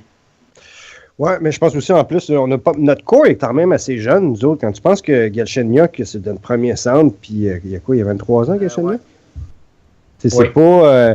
il y a pas mal de jeunes dans cette équipe-là encore. Pour un jeune, ça doit être moins pire d'arriver dans un environnement où le monde a comme 3-4 ans, plus vieux que toi, et non pas 6-7. Anyways, les boys, vu qu'on... Il nous supplie parce que c'est un fan de l'Avalanche, puis il nous supplie de prendre Varlamov puis Zoderberg contre Plekanec et Montoya parce qu'il veut se débarrasser de Varlamov. Ouais, ben c'est ça. Si t'as besoin de pas le protéger, peut-être que Las Vegas va le ramasser. Il l'appelle Valamard, lui. Dans le même ordre d'idée, il y a notre excellent collaborateur JD qui a écrit un article puis qui avait quelques rumeurs pour nous autres aussi à nous partager. Est-ce que tu veux y aller tout de suite, JD? Je te lance de même à froid, oui. à ton choix. Est-ce que tu veux commencer par ton... Ben, je pense que ton article... Non, l'article, c'est l'article. Si vous voulez aller le voir sur hockeysanslimite.ca. OK, je vous encourage à aller le lire. Pour ce qui est des rumeurs autour de la Ligue nationale et du Canadien, Mike ne pouvait pas se présenter aujourd'hui, donc je me suis porté volontaire. Et il y a une chose, les Maple Leafs de Toronto ont offert un contrat d'essai professionnel au gardien autonome Carey Rameau, qui appartenait aux Canadiens, on se souvient, avec les Marlies de Toronto, là, qui est leur club école dans la Ligue américaine. Faites à noter que même avec ce contrat-là, Rameau n'appartient pas aux Maple Leafs, puis il peut signer avec n'importe quelle équipe. Okay. C'est un essai.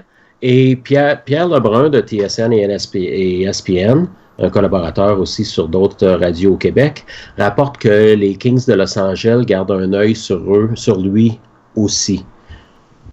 Quoique, apparemment, que les frontrunners, là, c'est les Maple Leafs de Toronto, on sait que leur gardien substitut s'est blessé.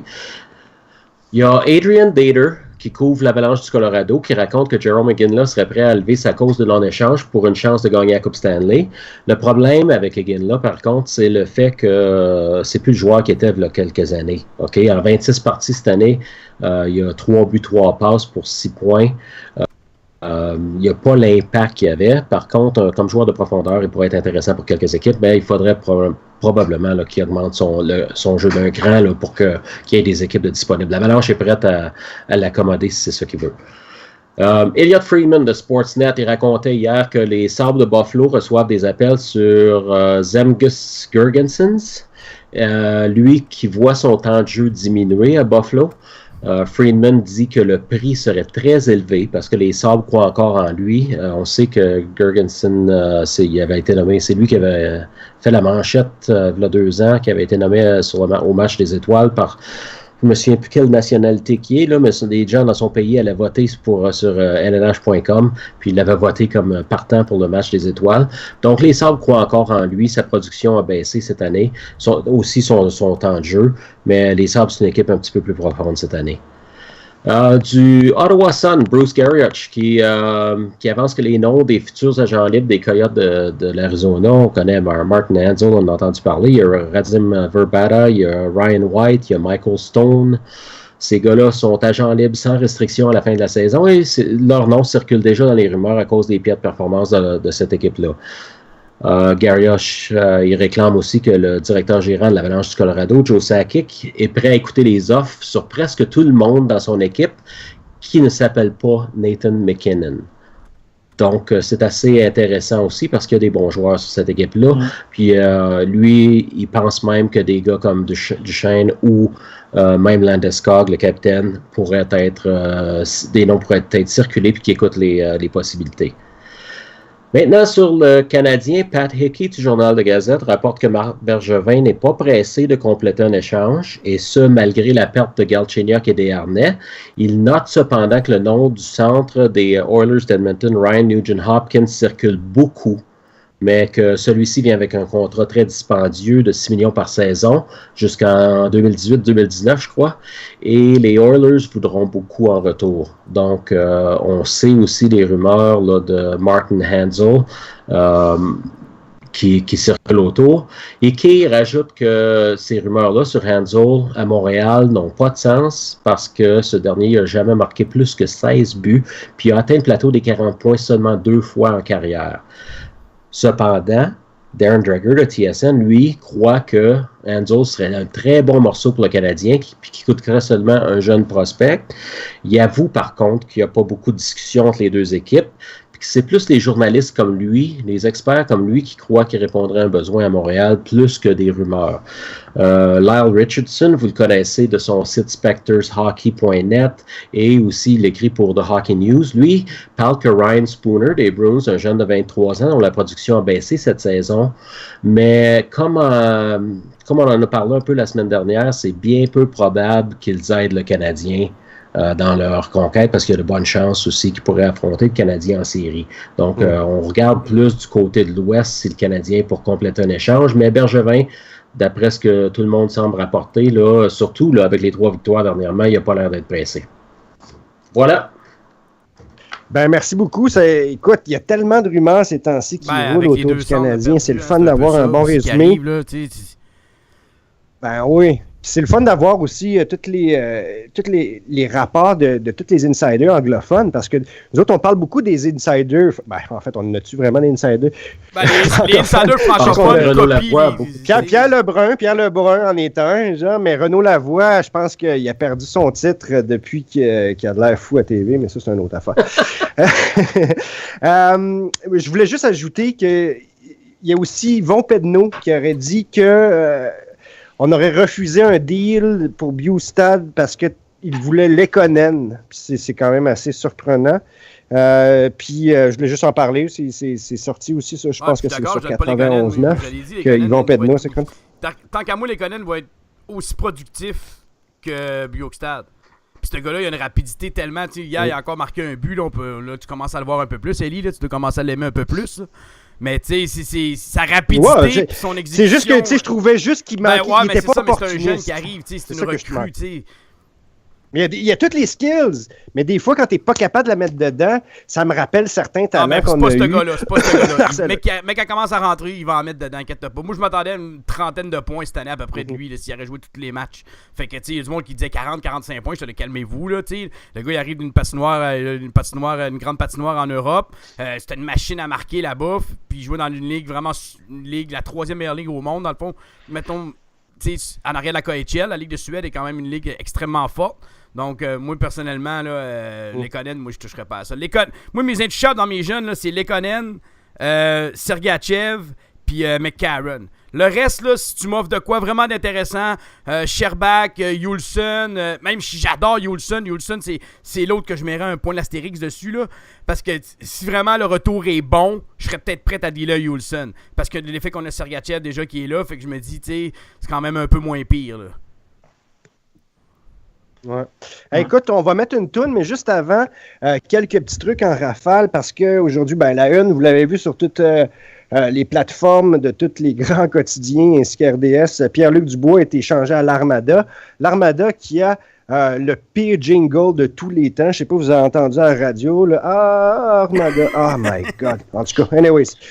Tout ça pour dire que on sait tout qu'il y a les rumeurs que Joël Bouchard est à sa dernière année. Georges Larac avait, sans le faire exprès, je pense, dit dans son émission que Joël Bouchard serait le prochain coach de la concession à Laval. Est-ce qu'on essaie le tout pour le tout du côté de l'Armada? Ça semble être ça. Puis le dernier point, le magique que je voulais vous dire, là, prenez un grand respect. Jacob Delarose a marqué son premier but. Bravo, Jacob. Hey, oui! Wow! Jacob qui était... Je me dis un jour, là, tu vas débloquer. Un jour, tu vas débloquer. Bon, mais on passe à une toune et je remercie Yannick d'avoir choisi du Pantera. On revient dans quelques minutes. C'est le temps d'aller faire pipi, remplir votre verre. On a une chronique sur l'article de Samuel Diaz-Dupin sur les statistiques avancées. Marc-André va nous parler de ça. On prend des appels aussi, ceux qui veulent les appeler, c'est le temps. Envoyer des messages, soit sur le chat, soit sur Skype directement à Yannick. On va vous ajouter en conversation, vous allez parler avec les autres du reste du show si ça vous tente. Fait qu'on on y va avec une toune, puis on revient dans tout de suite.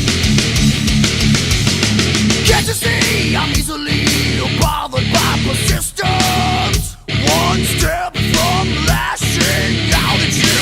You want to get under my skin and call yourself a friend. I've got more friends like you. What do I do? Is there no stacking anymore? What it takes, who I am, where I've been, belong. You can't be something you're not. Be yourself, by yourself, stay away from me. A lesson learned in life, known from the dawn of time.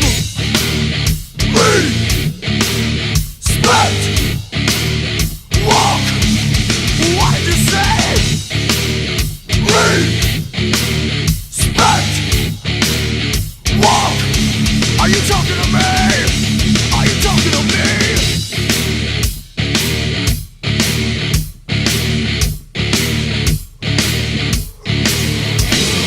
Run your mouth when I'm not around, it's easy to achieve. You cry to weak friends that sympathize. Can you hear the violins play your song? Those same friends tell me you're every word. Is there no staggering anymore? What it takes, who I am, where I've been, belong. You can't be something you're not. Be yourself, by yourself, stay away from me. A lesson learned in life, known from the dawn of time.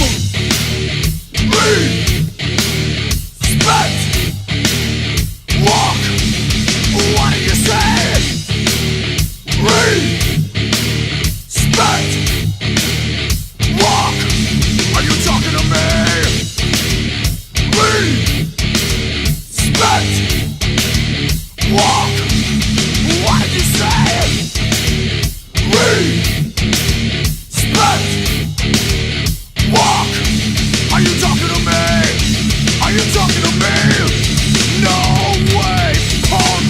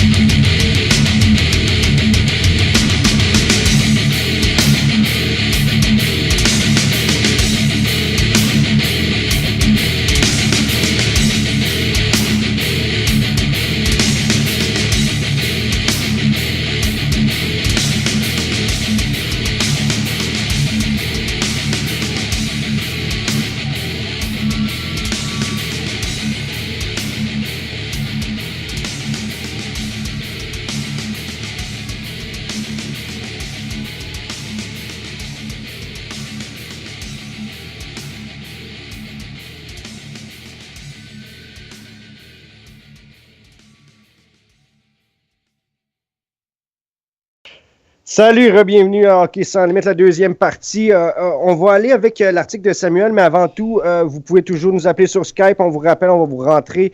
Vous allez pouvoir discuter avec nous autres pendant la deuxième partie du show. On va parler d'un article que Samuel Villard-Toupin a publié la semaine passée sur sur notre excellent plateforme de Hockey Sans Limite. C'est un très bon article pour démystifier les statistiques avancées puis un peu nous expliquer en quoi ça peut être utile pour les équipes et comment les équipes l'utilisent maintenant. On a Marc-André qui est avec nous autres qui va nous résumer. On aurait aimé ça que Samuel vienne lui-même, mais il travaille les dimanches. Ça fait que Marc-André s'est généreusement offert pour venir nous expliquer un peu et démystifier les statistiques avancées. Je te laisse la parole, Marc-André. OK, ouais. Dans le fond, moi, premièrement, très bon article de Samuel. J'ai très, très, très bien détaillé. On parle en long et en large.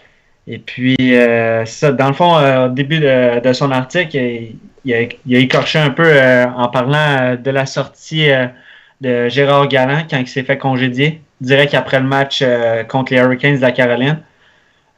Aussi, dans le fond, c'est la manière qui est sortie en taxi, un peu comme tout le monde a vu à la télé, à la radio. C'est assez ordinaire.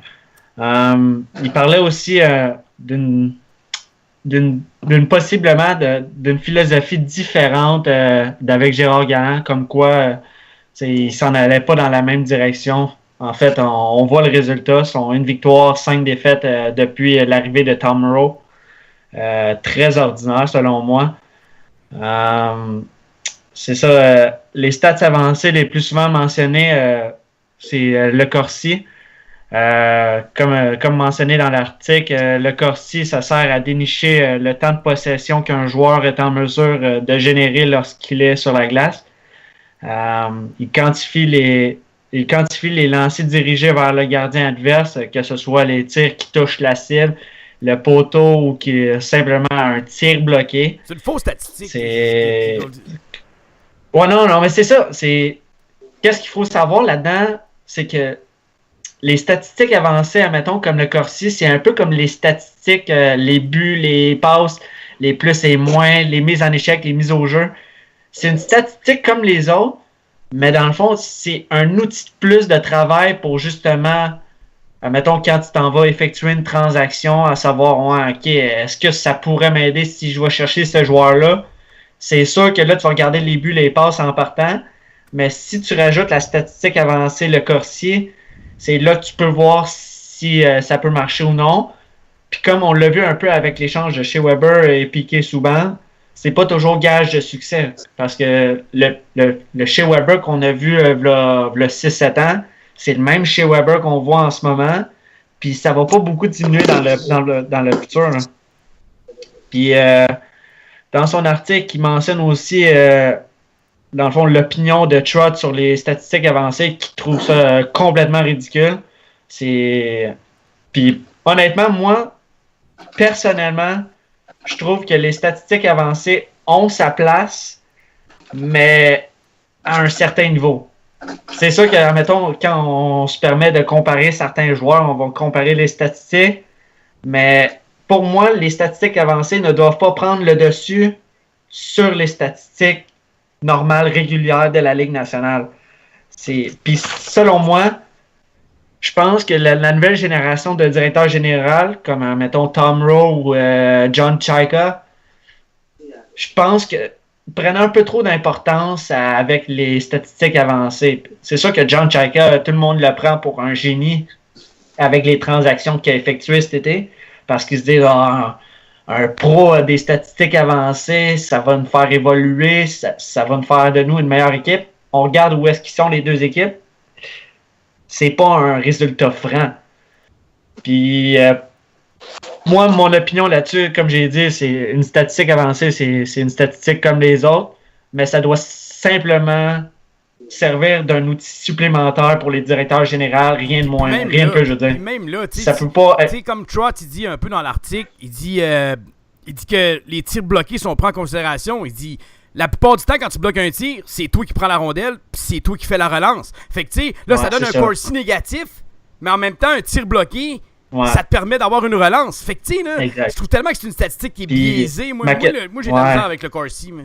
Ouais, c'est ça. C'est très... Effectivement, c'est très biaisé. Puis ma question là-dessus, c'est les stats avancées comme un Corsi, le temps de la possession de la rondelle, est-ce que le leadership et la présence sur la glace valent plus que la possession de rondelle? Je vous pose la question. Leadership et présence sur la glace valent-elles plus que la possession de la rondelle? Moi, tant qu'à moi, le leadership, parce qu'il y a tellement de choses qui prennent pas en considération dans toutes les statistiques avancées que je déteste au plus haut point en passant. Puis je suis un gars de statistique, là. Puis je suis vraiment un gars de statistique depuis longtemps, je pense que tout le monde le sait, là.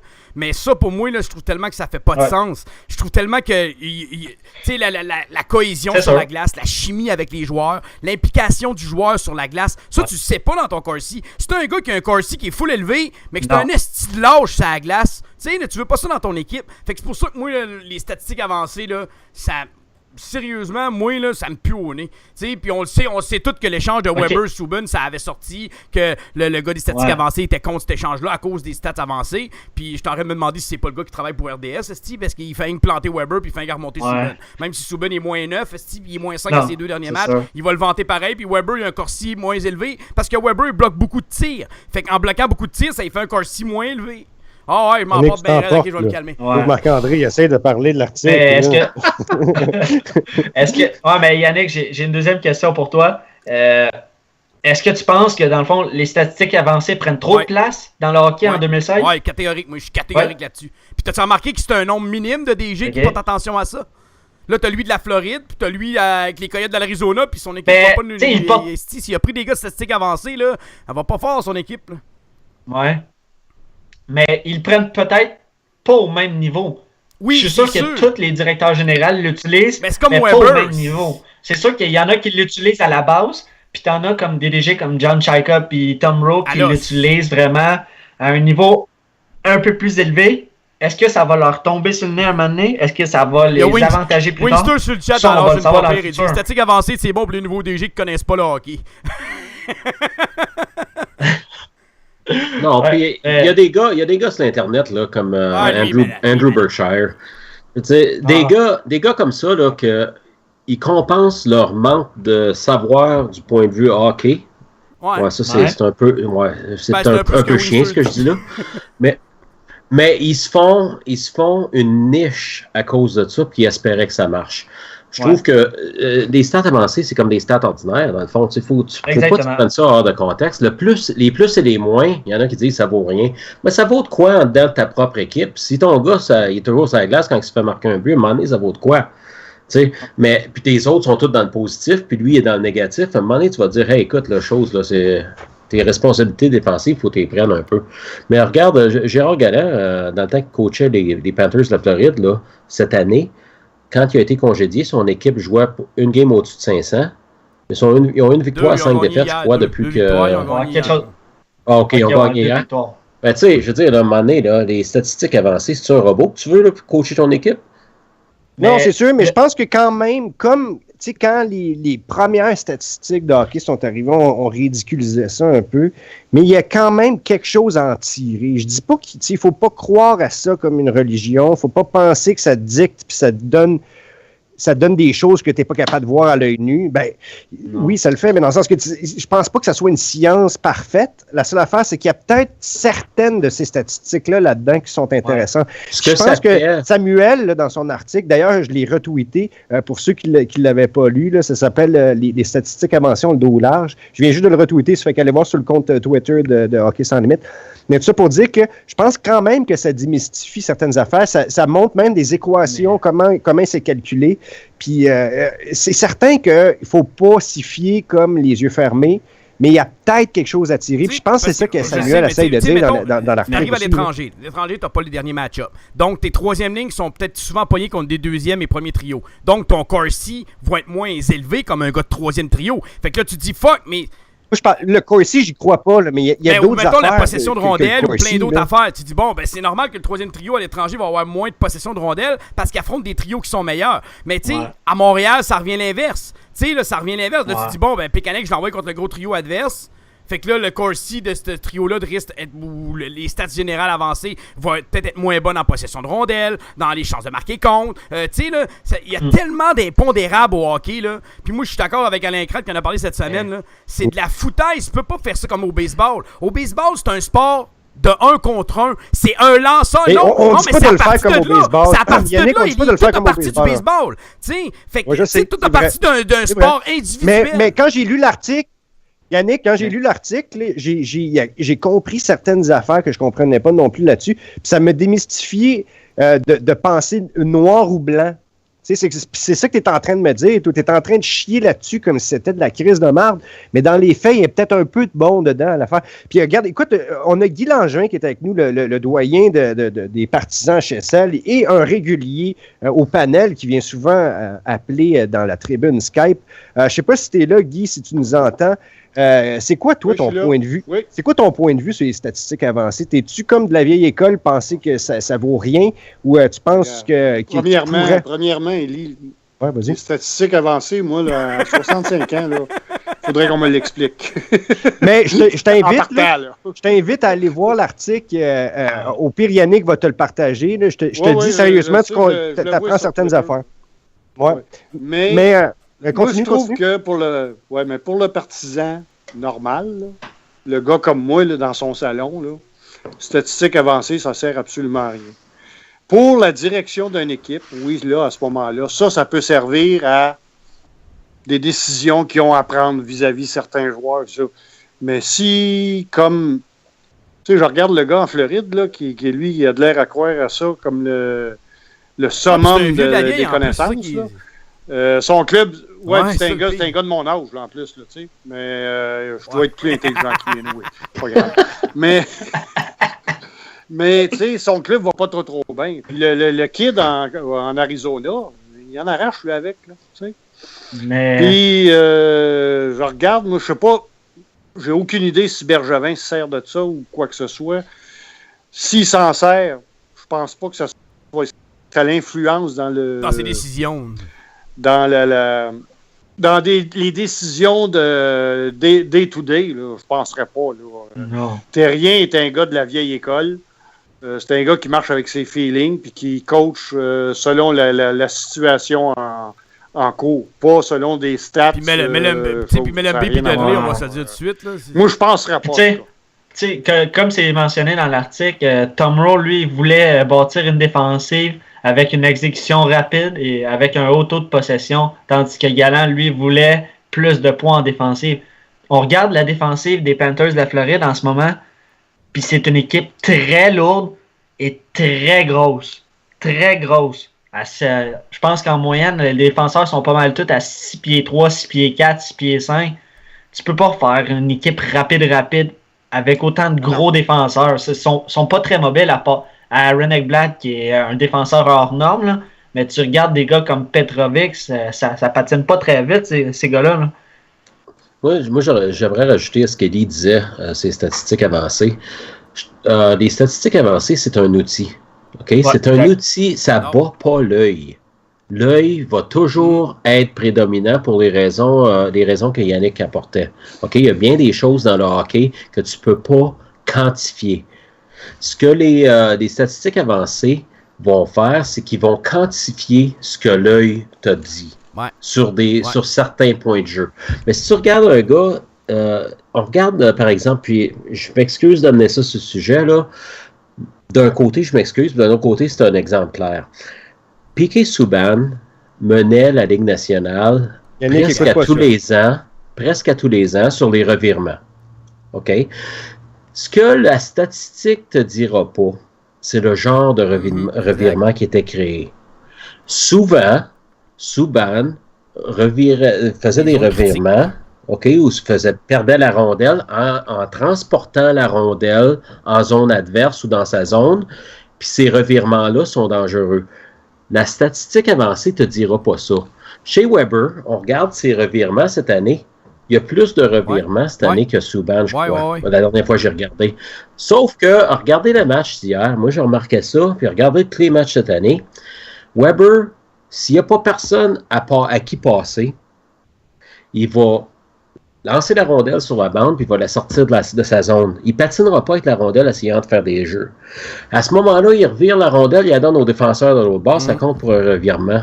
Mais c'est le jeu safe, c'est le bon jeu point de vue de hockey. Puis la personne qui regarde les matchs de hockey va reconnaître ça. La personne qui regarde des matchs de Hockey Canada, qui vont le nommer sur la première fois, le premier ballot pour faire équipe Canada, c'est ça qu'ils regardent. Tandis qu'ils vont regarder Subban puis ils vont dire regarde ce qu'il a fait, là, il a perdu la rondelle, il y a eu un breakaway, il doit s'attendre que ce soit Pacioretty qui fasse son repli. Ouais, non, c'est fait que c'est la statistique, c'est un revirement, là, tous les deux. Mais la différence, c'est d'accord avec l'œil moi pour dire, JD, que moi, personnellement, c'est le même que je vois ça. Là. Les statistiques individuelles avancées, pour moi, c'est de la bouillie pour chat. Jamais je vais embarquer là-dedans. Mais les statistiques avancées d'équipe ont plus d'importance, tant qu'à moi, que ceux-là individuels. Pour moi, le hockey, c'est le sport ultime d'équipe.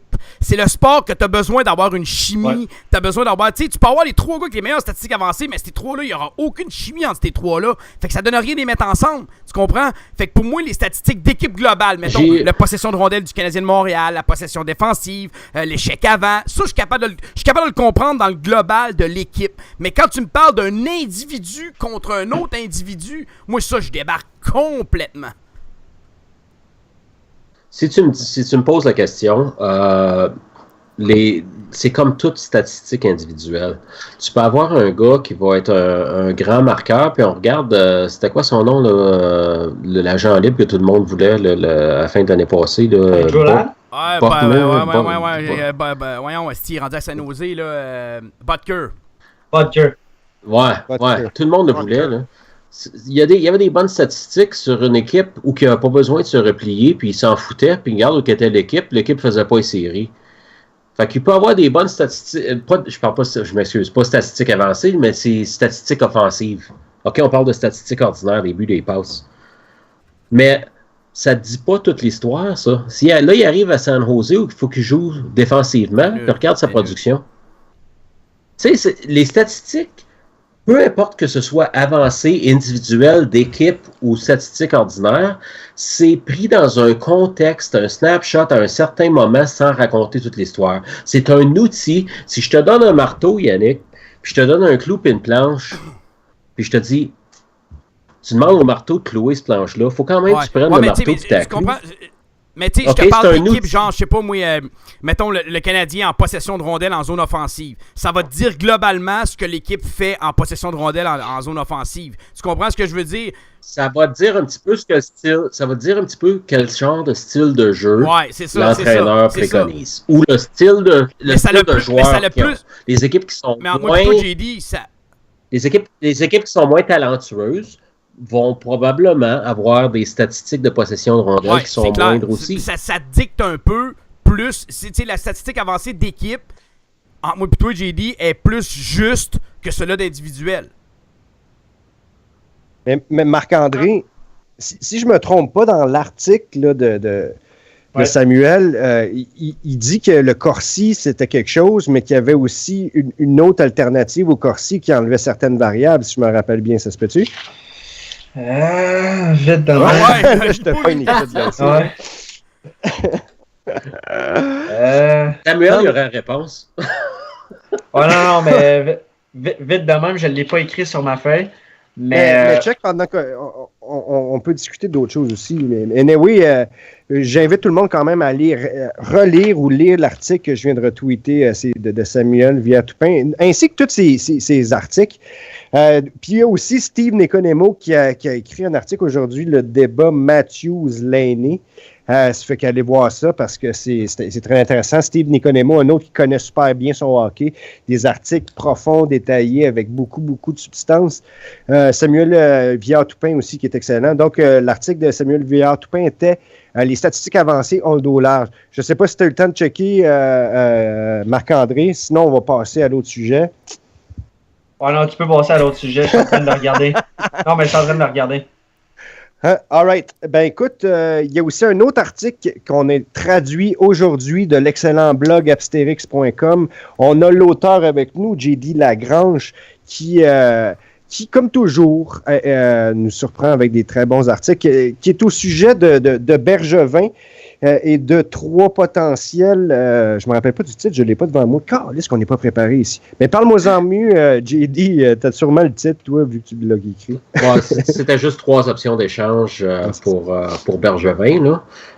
On parlait, entre autres, là, dans cet article-là, des gars de l'Ouest, comme on a parlé dans des émissions précédentes. J'ai mis 3 options comme Ryan Nugent-Hopkins, dont le nom revient, Jason Spezza, puis l'autre, c'était Martin Hanzal, qu'on entend parler aussi. De ces 3-là, ce que je disais, le plus possible, d'après moi, c'est Ryan Nugent-Hopkins. Le fait, ce que je voulais parler plus, par exemple, au lieu de cet échange-là, parce que tout le monde peut lire les chiffres, tout le monde peut lire un article, allez la lire sur Hockey Sans Limite. La chronique, par exemple, que je voulais parler un petit peu plus, c'est les échanges que Bergevin a complétés jusqu'ici. Puis, c'est plus là, quelque chose, c'est pas mon idée, c'est Guillaume Lefrançois de La Presse qui a publié ça hier. Juste sur Twitter, il a fait sur Excel, là, il a fait un spreadsheet là, qui est pas mal bon. Puis il montrait là, avant le match d'hier soir les joueurs que Marc Bergevin a échangés, puis où ils en sont, qu'est-ce qu'ils font aujourd'hui, puis c'est quoi leur production, ceux qui jouent encore au hockey. On se souvient qu'il y en a plusieurs qui, surtout après l'échange de Subban, qui voulaient là, que Bergevin soit congédié immédiatement, puis tout ça. Mais regardons les échanges que Bergevin a complétés, puis les joueurs qu'il a échangés, puis qu'est-ce qu'ils ont fait après. Un gars comme P.K. Subban est définitivement le meilleur joueur qu'il a échangé, puis il a les meilleurs résultats aussi. Avant le match d'hier, Subban avait 17 points en 26 parties pour Nashville. C'était excellent. OK, on peut rien dire contre Subban, puis moi, je lui souhaite la meilleure des chances là-bas. Moi, je ne souhaite pas de malheur à personne, pas parce qu'il a joué à Montréal que je veux qu'il se plante. Pas du tout. J'espère qu'il va avoir du bon succès, puis j'espère que Weber a du bon succès ici aussi. Lars Eller, surtout du côté anglophone, on se rappelle qu'il y a souvent eu des accrochages entre les francophones et les anglophones au sujet de Desharnais et Eller, puis le temps de jeu que les deux obtenaient. Eller, il a 3 points en 24 matchs cette saison avec Washington avant le match d'hier. C'est pas fort.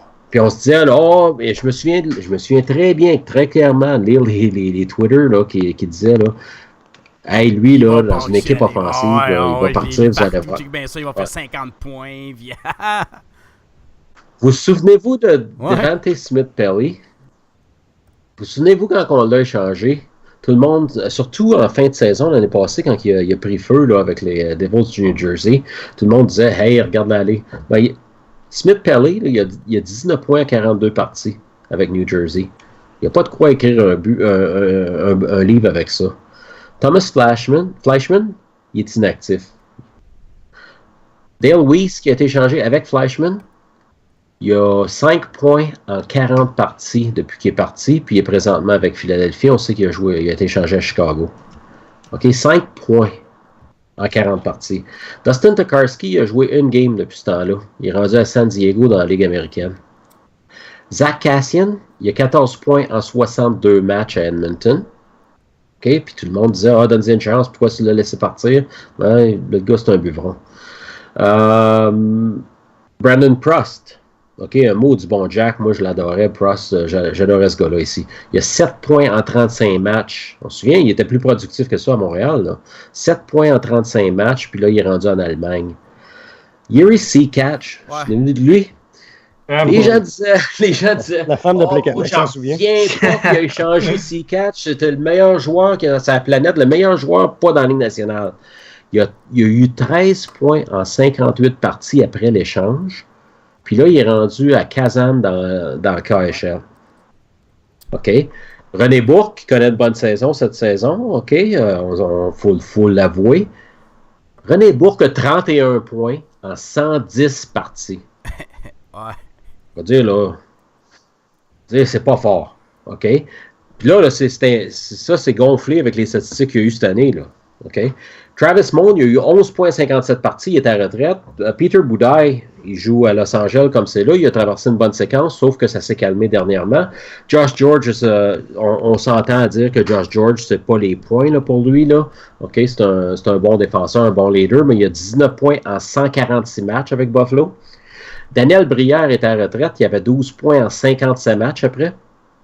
Raphaël Diaz, oh mon Dieu. Je me souviens, moi, Berkshire, il y a quelqu'un qui m'avait retweeté ça sur mon fil Twitter. Il m'avait dit que que Berkshire disait qu'il était pour être un des aspirants au trophée Norris après avoir été échangé à Vancouver. Ouais, il y a eu 8 points en 73 matchs, Rafael Diaz, après avoir été échangé, puis il joue en Suisse présentement. Eric Cole a eu 75 points en 171 matchs, puis il est inactif présentement. Ça c'est des échanges de Marc Bergevin depuis ce temps-là. On va dire, à part Subban, à part Subban, là, Calique qui a bien fait. Imagine s'il était avec nous autres, ces gars-là.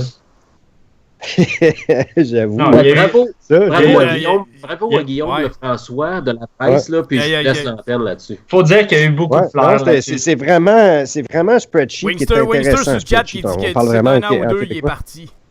Moi, personnellement, je pense pas. Moi, je pense que. Moi non plus. Je le crois pas. Bergevin, moi, je le crois Bergevin, pas. ça? Personnellement, là, vous irez voir le club en 2012 quand il est arrivé, ouais? puis vous regardez le Canadien aujourd'hui, là. Puis vous allez vous rendre compte, c'est absolument phénoménal comme travail qu'il a fait. Moi, c'est pour ça que j'applaudis son travail encore plus aujourd'hui que je pouvais le faire avant. Puis moi, JD, je pense qu'on est tous les deux des pros Bergevin, là. Tu sais, là. Hey, Wingster, j'ai une Je question pense que j'ai pour mal toi. compris, ok? t'as Tu peu, nous ouais. écoutes? Ok. Appelle donc Wingster, si, t'es Tu sais, bon. il a là. marqué Ok, c'est pour pas ça ça que qu'il a Bergevin dit, fait c'est pas une ça crise qu'il a de bon job. Il claire le bois mort, mais 1 an ou 2 avant qu'il soit mort. Ça veut dire quoi? Ça veut dire 1 an. Ouais, c'est ça. Il claire le bois mort avant qu'il soit mort. Ok. c'est pas fou, Ouais. Il était pas mort. là. Mon Il erreur, était pas mort, le Wingster, bois, mon là. erreur, c'est mon erreur. Désolé. Hey, c'est la deuxième fois que Yannick te donne raison cette année, et Wingster, finalement, t'es la seule personne qui a réussi. Non, mais regardez là, si vous projetez Bergevin vite, là, depuis la date limite des échanges de l'année passée, là, il s'est débarrassé de Fleischmann, il s'est débarrassé de Weiss. OK, regardons pas ce qui s'est débarrassé, regardons qui a fait l'acquisition. Il est allé chercher Dano. Regardez comment Dano joue. OK? Quelle passe hier. Oh, et ce gars-là, là, c'est un aimant pour la rondelle. Peu importe où il va, la rondelle le trouve. Tu regardes, il a signé Radulov, c'est certain. OK, on connaît ça. Il est allé chercher Kirk Muller. Il a échangé Subban pour Weber. Chat. Qu'est-ce qu'il a fait? Il est allé chercher Andrew Shaw. On va dire de quoi, là? Y a-tu quoi qui a explosé dans sa face depuis la date limite? Que Petrie fait pas une bonne job. Non, il est sur une bonne stretch, puis ben franchement, vous le saviez, moi j'ai été critique avec, là. J'ai été critique avec, là. Puis j'ai pas le choix de me contredire puis de dire que j'avais tort, moi, avec. Ben, bravo. Regarde, la date, il fait la job, puis regarde, c'est vraiment magnifique. Qu'est-ce qu'il a fait cet été? Ça prenait des C'est le meilleur DG ça qu'on prenait a des eu couilles, depuis Serge ça Savard. prenait des... Ben, attends un peu, là. Il faut qu'il gagne Ben une ouais, mais coupe. c'est ça, mais c'est Tu sais, le il faut meilleur qu'il gagne une depuis coupe avant. Savard. Mais je pense que Guy Langevin, t'avais quelque chose à dire. Ouais, hein? Je mais- pense que tu voulais dire quelque chose. Vas-y. Guy?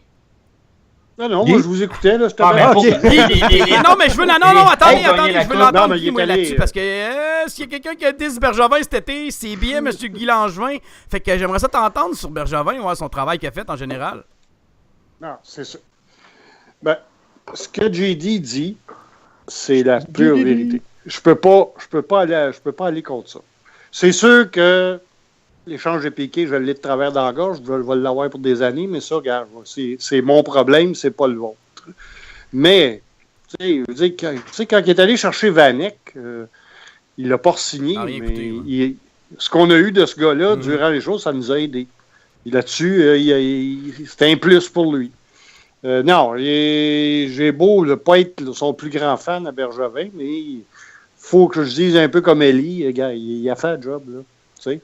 OK, il n'a pas gagné une coupe, mais on ne sait jamais. Mais Mais je suis content quand même des changements, là. Je veux dire, des fois, on rit bien là, sur le chat, là, sur Facebook, des fois, là, Ouais, peut-être plus que j'avoue. le client en demande, là. Mais j'avoue que moi aussi, là, je fais exprès, là, des fois, là. J'aime ça, arroser, j'aime ça. Puis en mettre plus, du gaz à moi qui est pas l'alcool, un peu, émotif et qui pogne jamais les nerfs, ben non, tu sais. Mais tu sais, regarde, il y a Shaw a son utilité. Puis si tu me dis, s'il y en a un qui défendait Heller l'année passée, demandé à Yannick, c'est ben moi, je l'aimais, Heller, puis Shaw. Mais si tu me donnes le choix entre Heller et Shaw, on va prendre le petit Shaw. Tu veux, je te dis, j'ai pas le choix. Ben, ça nous Les prend, résultats ce sont genre là. Tu sais, je regarde le résultat, là. Je suis pas obligé de revirer la feuille à l'envers Non, pour c'est les voir clair. en premier. Tu sais, ils Andrew sont là. Shaw a son meilleur Ouais. début de saison Ouais. en carrière, Ouais, Guy. présentement, ouais. En plus, tu sais. Ouais. Non, Regardez ce qu'il a il y a fait. des choses Regarde que ce qu'il a j'aime fait, Guy. Regarde ce qu'il a fait avec Weiss. Il a connu ses meilleurs moments en carrière avec le Canadien aussi. Hein. Oui. Mais tu sais, Oui. puis ils ont eu une occasion... Oui, quand il est arrivé ici, à un moment donné, on se demandait, écoute, c'est-tu un ailier de premier, deuxième trio qu'on a trouvé puis qui existait à quelque part que personne n'avait vu? Non, c'est qu'il a été bien utilisé. Puis comme j'aime pas plus Terrien, mais Terrien, faut qu'il donne ça, il sait comment utiliser ses gars. La preuve est Il avec va chercher Byron le aussi. maximum. Il va chercher le maximum de ses gars, pareil comme Demers faisait dans le temps, mais d'une manière différente.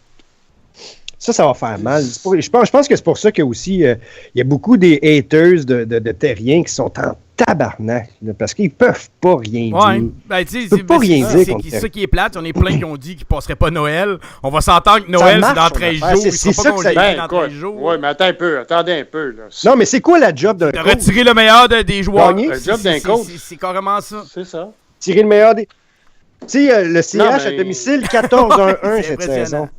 C'est ça. Tu vas-tu congédier un coach parce qu'il est 14-1-1? Non, c'est ça.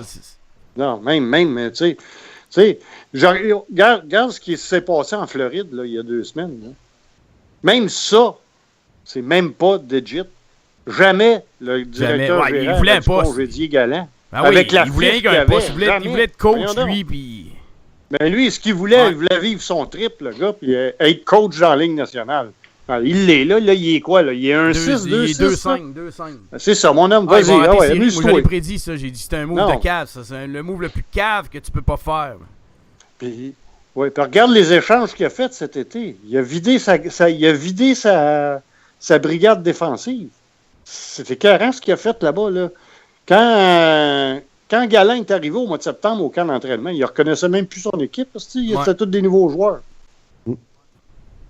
Voilà. Regarde, eux autres, ils ont régressé de 5 ans Il y a la encore Floride, avec ce qu'ils ont fait cet été. Je suis pas puis prêt à ça. dire ça, mais j'ai hâte de voir que si. Non, pas prêt J'ai hâte à de voir dire si ça. les coachs vont finir par rentrer dans le système qu'ils essaient d'imposer. Moi, c'est ça que je doute un peu. J'ai hâte de voir parce que là, tu veux pas, il leur manque Huberdeau, là, mais. En tout cas, Mais non, mais moi j'ai Ouais, mais toujours t'as-tu dit vu que les Berdo, Panthers... il avait parlé à la radio, puis le monde, tout le monde était du Ouais. bord de Galant à l'interne là-bas. Mais là. les Panthers avaient leur propre style de jeu. Et là, Tom Rowe rentre en poste et il change complètement le style de jeu des Panthers. Ils sont tous perdus. Pendant Ouais, qu'il il se s'est fait huer quand il s'est fait présenter puis en Floride sur l'écran, man. Il s'est fait huer, man. C'est assez fou, là. C'est quand même, là. Imagine, on change de coach à Montréal, le nouveau coach. moi, arrive, il se fait j'ai huer, un de man. mes amis. Moi, j'ai un de mes amis qui est en Floride. Randy Cunneyworth. Puis, Oh. lui, il a des billets de saison aux Panthers. Aux Panthers.